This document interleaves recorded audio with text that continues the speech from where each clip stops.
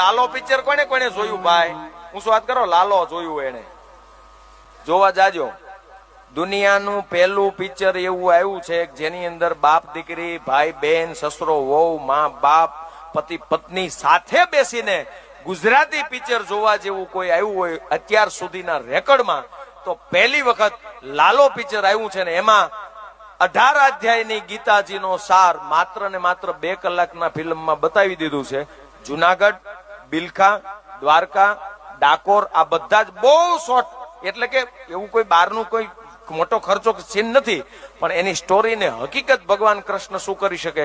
આ લાલો પિક્ચર વાળાએ મને જાહેરાત કરવાનું નથી કીધું, પણ નાય સામે બેઠો છું એટલે કહું, ફિલ્મ જોવા જાવ ને તો આવા જાજો કે ઈ પિક્ચર તમે પરિવાર સાથે બેસીને જોઈ શકો. અને ઈ પિક્ચર જોઈને તમે બહાર આવો એટલે તમારા મગજની અંદર દિલમાં કૃષ્ણ ભક્તિ જાગે જાગે ને જાગે, 1000% જાગે, એમાં કોઈ શંકાને સ્થાન નથી મારા બાપ. એટલે લાલો પિક્ચર, હવે પિક્ચર દ્વારા પણ લોકોને ભગવાન કૃષ્ણ શું છે અત્યારે કયા સ્વરૂપમાં મળી જાય એનું નક્કી નથી મારા બાપ. કેમ કે આપણે ઓળખી નથી એકવાર, આપણે આપણા પાડોશીને નથી ઓળખીએ કે તો આને ક્યાંથી ઓળખીએ કે બોલો.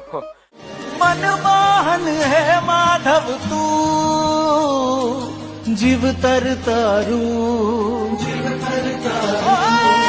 મનમોહન હે માધવ તું, જીવ તર તારું.